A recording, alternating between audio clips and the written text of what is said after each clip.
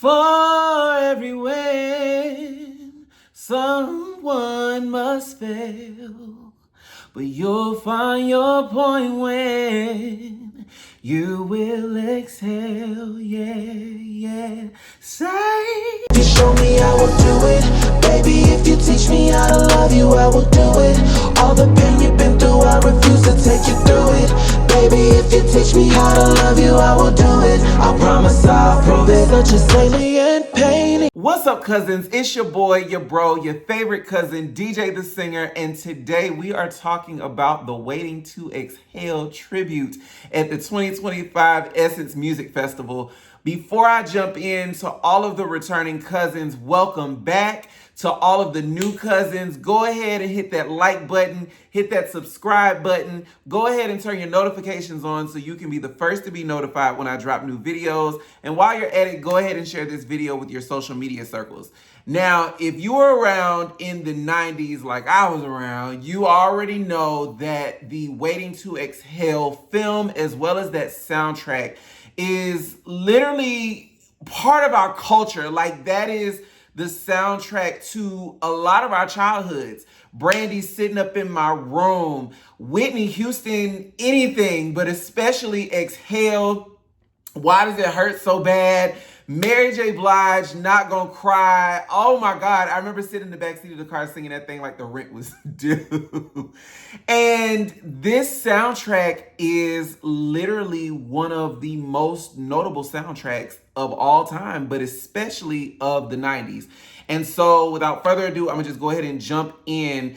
In no specific order, you had Tamar Braxton, Deborah Cox, Andra, just to name a few that came out and performed the singles. That's basically what they performed throughout this entire set. We'll just start with Shantae Moore. Shantae Moore performed Way You from the soundtrack. And I actually enjoyed her performance, the whistle notes and all. She did a mashup of Love's Taken Over. And I thought that although we were supposed to be tributing the Waiting to Exhale soundtrack, I thought that it was a perfect fit.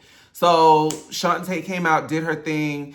Your girl, always keeps the job. Keke Palmer came out, did a tribute to Brandy for Sitting Up in My Room. And I actually really enjoyed her performance. Her performance was youthful. It was energetic. You could tell that she had not only watched performances of Brandy performing this song throughout her career, because not just of her placement, but just the way that she executed certain parts. But also just the arrangement of the band. And like I said, it was choreographed. I think this was the only choreographed set of the night for that tribute. So you could definitely tell that Keke had watched Brandy's previous performances. Now, my question was, where was Brandy? Where was Faith? We know Mary is currently on tour, and we know that Toni is currently preparing for her residency. And maybe due to budget reasons, that's maybe the reason why they couldn't get the girls. I don't know, but where were the girls? Where were the girls? Because I would have loved to see Brandy perform Sitting Up in My Room. Now, especially with her about to go on tour. I would have really enjoyed to hear Faith singing Kissing You, although India Shawn did come out and perform, and I actually enjoyed her performance as well. The only complaint that I had was that it was really, really short. Keke seemed to have the longest performance out of the entire tribute. Meanwhile, India's was very, very short. And I even went back to listen to Kissing You on the soundtrack, and even listening to the record on the soundtrack is still roughly timed at about 3 minutes and 30 seconds, 3 minutes, 35 seconds. And so India's was literally like a verse and a hook, and that was it. I will also say, Whitney Houston, for anybody to try to do Whitney, you better come through with it. You better come with it, and you better not half step, and you better not miss a note.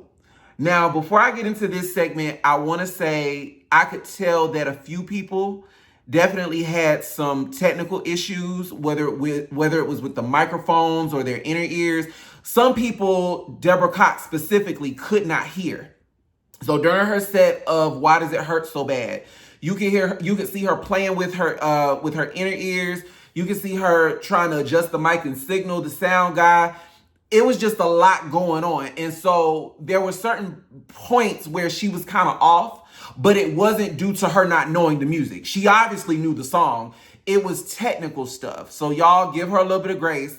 And just as somebody who sings background professionally, just to give you guys a little bit of education, when you're singing in these big arenas and in these stadiums, you literally cannot hear. If you take those inner ears off, you're going to get lost. You cannot hear. It's so loud because you're surrounded by the fans. You're surrounded by, this excited crowd. You have people in the audience that are jumping up and down, catching the Holy Ghost. You got people screaming. You got people singing along with you, and they're off key. And so those inner ears are helping you to not only hear yourself, but also hear where the band is, hear where the lead singer is. It keeps you in line with what the song is doing. And so while those background singers were on point, I have not a complaint. I honestly wish I was one of them. But you can easily tell that Deborah was having some issues with her inner ears, and thus it kind of affected her vocals throughout the performance. But like I said, Why Does It Hurt So Bad is one of my favorite songs from that soundtrack. I absolutely enjoyed it, and I equally enjoyed her duet with Yolanda Adams for Count on Me, which was originally done by the late great Whitney Houston and CeCe Winans. Now, my only complaint about that part of the performance was Deborah's mic on during that part? Because I could hear that she literally was screaming over the mic just to be heard. It was almost like they had her mic turned all the way down and Yolanda was turned all the way up. But at certain points you could hear her, but you could easily tell that mic was going in and out. So like I said, I don't know if it was just the sound guy or if it was the batteries in the mic, I don't know. But like I said, amazing performance. Nobody can duplicate what Whitney contributed, not just to that soundtrack, but to those particular records. But I definitely enjoyed the performance. Somebody else that I greatly enjoyed, Andra Day. That exhale, everyone falls in love sometimes. She's like this era's Eartha Kitt, like just her tone. I was getting all the feels listening to her singing. Sometimes it's wrong. I was like, ooh, it was real sultry. She felt it, and I was here for it. I've always enjoyed Andra's voice. But to hear her tribute Whitney, I was in my seat getting all the feels.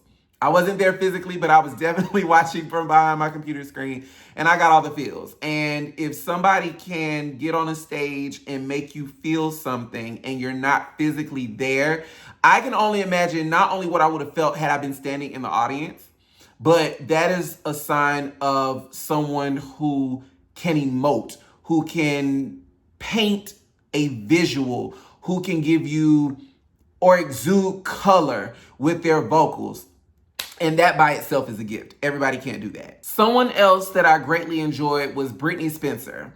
Britney Spencer was the one that performed the No More Rain in This Cloud Angie Stone tribute at the BET Awards this year. I loved her rendition. Loved it. Britney came out and performed Let It Flow by Tamar Braxton. Now, I just want to put a pin here because I'm going to touch on Tamar in just a minute.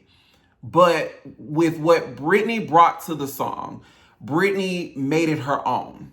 She didn't try to emulate Tony. Of course, she followed the melodic structure of the song, but she made it her own. She didn't try to sound like Tony. She didn't come out trying to recreate what Tony had done in the 90s. She made it uniquely her own. And I can respect that more than anything. It was soft. It was sensual. It had feeling. It really made me want to take an exhale, for lack of better words. It made me want to exhale and just whatever it is that I'm holding on to, just let it go. Let it go and let it flow. Everything will work out. It's all gonna work out. So Britney is one of the newcomers, one of the new girls, one of the new R&B girls. And honestly, I don't even care to hear her studio stuff.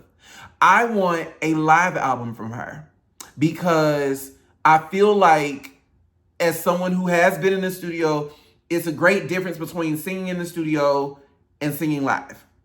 When you're in the studio, typically they want you to water down stuff so that it's easily digestible to the person listening. And that's when we get to talking about politics, but that's not what we're here for on this video. I might do a deep dive later on. But live, it's so much more that you can do with a song, with your vocals, just like I said, placement, everything. It's so much more that you can do. And Britney, I feel like in a studio, they would water her vocals down. They would add all the technical stuff that it just takes away from the feeling of the song. She's one of those artists that listening to her live, she's going to give you all the feels. You're going to feel it. You have no choice but to. So I definitely cannot wait to hear where her career, or hear what she comes out with and see where her career takes her. Now, to jump into Tamar Braxton, they tore Tamar Braxton up on social media, okay? Here's the thing. Tamar did Not Gonna Cry by Mary J. Blige. Anything Mary J. Blige, but especially Mary J. Blige, from the beginning of her career up until 2003, 2005, somewhere in that era, nobody should touch it. In order to sing a song like Not Gonna Cry, you really got to be going through something. You got to be at the point of, I don't give a single gram of damn. Like that's the best way I can describe it. Like, you literally have to be at your wit's end. Your life has to be crumbling. In order to sing that song, you have to be able to make your listener cry at every stop, every word, every vowel, every syllable. And while Tamar has the range, while Tamar has the vocal capability to do more than your average singer, that song, I feel like, was the wrong song for her. I sound like Simon Cowell from American Idol. Song choice is everything, but it really is. Song choice is everything. Song choice, in a lot of ways, can make or break a singer. It can make or break public perception of a singer. The question is not whether or not Tamar Braxton can sing. We know she can sing. We've heard her do it one time for Sister Act 2. The question is whether or not she can sing. We've heard her do it. It's just that Not Gonna Cry was the wrong song. Now, let me give her some points. She didn't do a bad job, especially the ending. I feel like the ending was my favorite part. When she went into her upper register and she stayed there. Gladys Knight used to say all the time, you get up there and you come down. Everybody's not built to go up there and stay up there. But in true Tamar fashion, she got up there, she sustained her notes, and she made it her own. I would have preferred to hear Tamar maybe do Let It Flow, and on the bridge where Tony goes, don't be afraid to let it go. Yeah, whatever it is that she does. I would have loved to hear Tamar take it there and then take it a step further by going into her whistle register. Whatever it was that she decided to do, I just felt like maybe a different song from that soundtrack would have better suited her. Even My Funny Valentine, which is literally the only song on that soundtrack that Babyface did not write, I would have loved to hear her do that. I could have heard Tamar doing Hurts Like Hell by Aretha Franklin. Or maybe had they swapped out singers. I don't know. Maybe we could have gotten Mary to come off tour and sing her own song. I don't know. It might be a stretch. Maybe we could have gotten somebody along the lines of Keisha Cole or K. Michelle to come and do it. I don't know. Somebody who has the ability to emote struggle in their vocals. That's what I would have liked to hear. But I want to hear from you guys. Who had the best performance of the night? Who was your favorite performance of the tribute? If you could have heard anybody else sing any of these songs that we heard these amazing artists do during the tribute, who would you have liked to see during this tribute? I want to know. I want to know it all down in the comments. Again, I am your cousin in music, DJ the Singer. My numbers are looking a little... I'm noticing that 94% of y'all watch my videos and don't subscribe. So what I need y'all to do in order for me to keep on putting out more content, I need you guys to go ahead and hit that subscribe button, hit that like button, turn your notifications on so you can be the first to be notified when I drop new videos, and share this video with your social media circles.